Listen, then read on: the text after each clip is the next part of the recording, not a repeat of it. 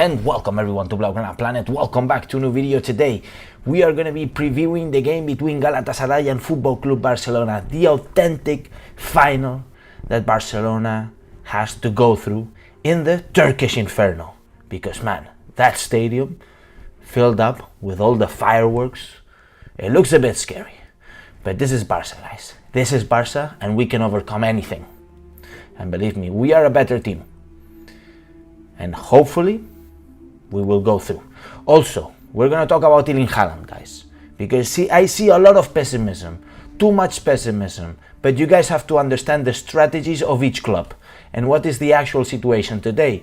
We're going to talk about the latest news of Haaland, and I'm going to give you my opinion about what everything is happening throughout the market and what the situation is with the Norwegian player. So without further ado, guys, let's jump onto the match preview. Galatasaray Football Club Barcelona, round of 16, second leg of the Europa League.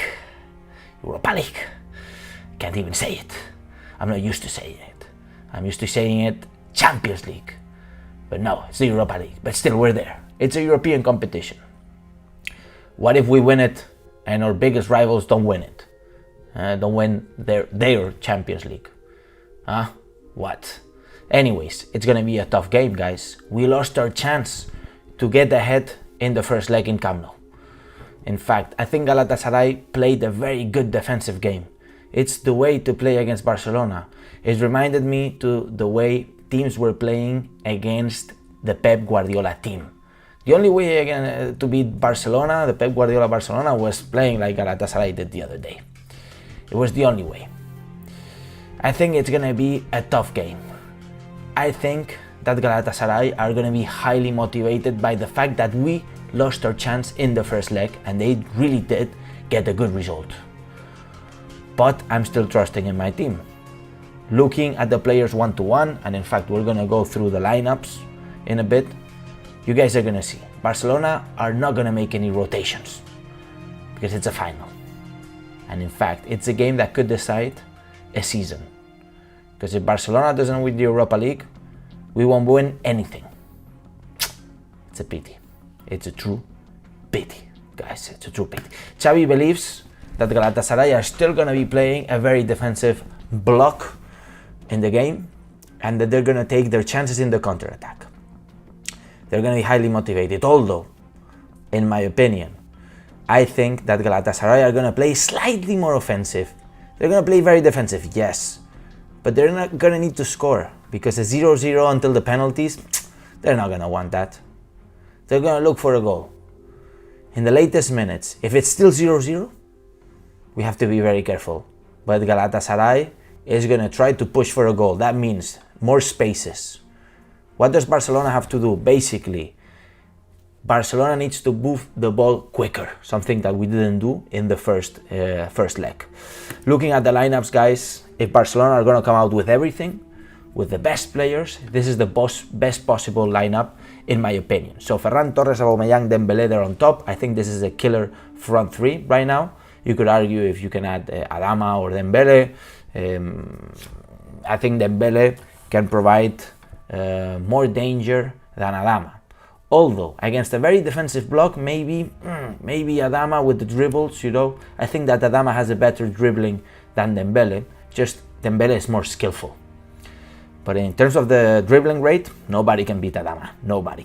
And then you can argue if Adama can make a cross nicely, but Dembélé cannot make good crosses either. But Dembélé has shot. Anyways, Frenkie, Pedri, Busquets. This is the best midfield that you can get. In terms of quality, you can make rotations and all of that, but you could also play, I guess, Frenkie de Jong here in this position. You could add Gavi, but if you want the more experienced midfield, this would be it. I mean, Frenkie and Pedri always on the side of the purest extreme winger, and basically they can rotate each other if they want.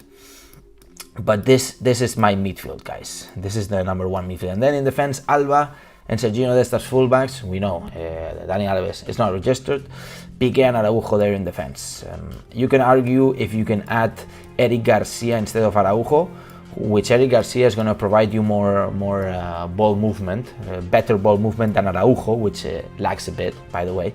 But Araujo is very good at the cut and at the headers. Therefore, I choose Araujo.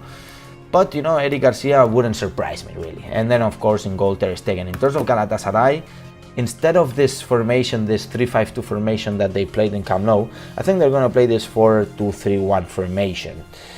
A bit more offensive, obviously, with a lower block, right? So they're going to be defending, but they're going to try to catch us in a better position with Akturgoglu, if I said it right, and Feguli with Mohamed there on top. This is going to be their strategy. The rest are going to be defending their asses off, which is respectable strategy against Football Club Barcelona. I don't criticize it. Everybody is going to play their own game, you know. In terms of the games, guys, we know that Leipzig is gone through because Spartak de Moscow is out. So we have Barça, Galatasaray, Leverkusen, Atalanta. We will see. Atalanta is ahead with a 2-3 lead. Rangers against the Red Star. Rangers 3 goals ahead. Monaco, Braga. Braga is 2 goals ahead from Monaco, surprising a bit. Frankfurt, Betis. Frankfurt, I think it's Betis ahead. And Sevilla, West Ham. Lyon, Porto. Looking at this, guys, I think Sevilla, Lyon, Betis, Barça. These are the hard ones, guys. These are the hard ones, and let me know, guys, what you guys think. If we go through, let me know your match prediction in the comments. By the way, what are your score predictions and goal scorers? Who do you guys think is going to score?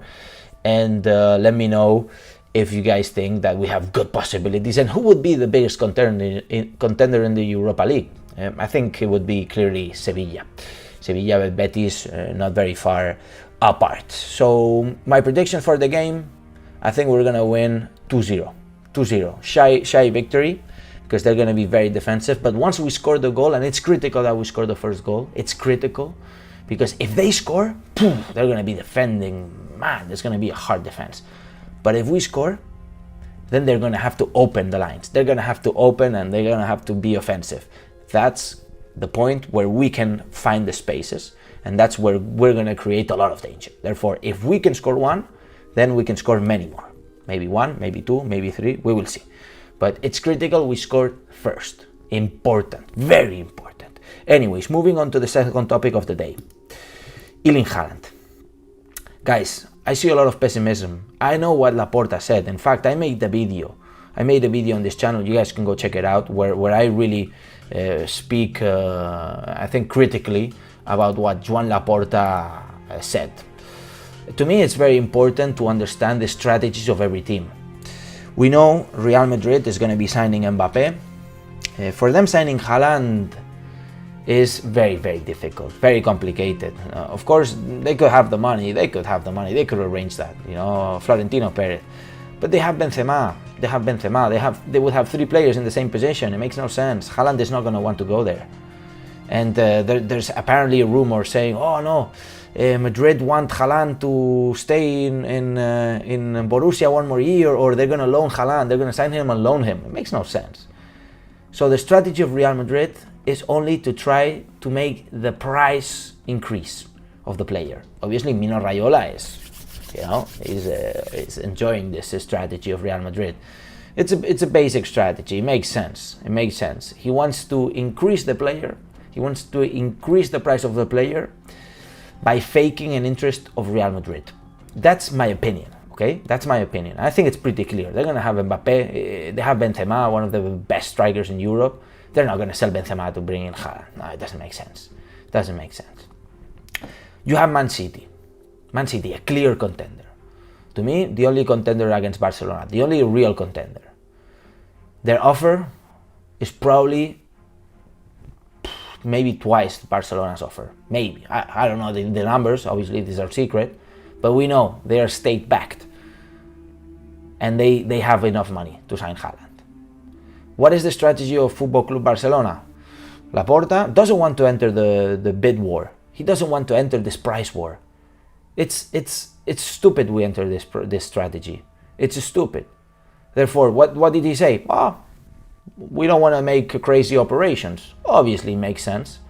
Meanwhile, you had Xavi traveling to Munich to visit Erling Haaland. And meanwhile, you had Jordi Cruyff as well traveling to meet Haaland.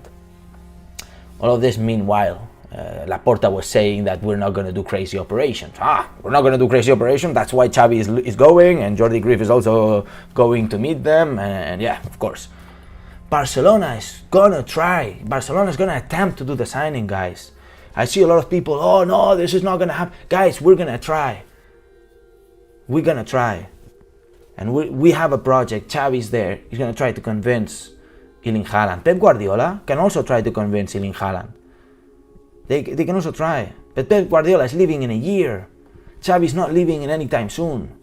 You have a project here, Erling Haaland. You're going to shine with Xavi. You go to Manchester City, Pep Guardiola is going to leave, and who's going to come next? Arteta? Come on, man. Come on. Who's going to replace Guardiola? Guardiola is irreplaceable. Barcelona struggled for years and years to replace Guardiola until we found Xavi. Man, Xavi is like a little clone of Guardiola. But there's not many clones of Guardiola anymore in the world. There's none. You want to go there? Prison of money like PSG, Manchester City. And the weather sucks, by the way. The weather sucks. Anyways, guys, you guys have to understand my message is the strategies of each club. Laporta doesn't want to enter the bid war, the price wars. And money is not everything. Even Fabrizio Romano said it. Haaland still has to make the decision. He still is going to make a decision. And the factors are the project, the manager, and not only the money. Not only the money. Okay? Sorry. Therefore, guys, there are still hopes. I still believe in the possibility of the signing. We always knew we can't compete with money. We always knew that. But remember, there's Mino Raiola trying to create a bid war, and Madrid is also interested in increasing the price of the player. But we're not going to fall for that. We are smarter than that. Anyways, let me know, guys. Let me know in the comments, the match predictions. Let me know your opinions about Erling Haaland. Don't be so pessimistic.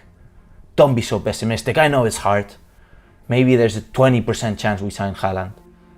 But if there is somebody that can do it, that is Joan Laporta. So guys, make sure to subscribe, make sure to smash the like button, and important, make sure to hit that bell notifications so you get notified as soon as I release my next video. And as I always say, Visca el Barça, Visca Catalunya, Haaland, come to Barcelona, and see you in the next video.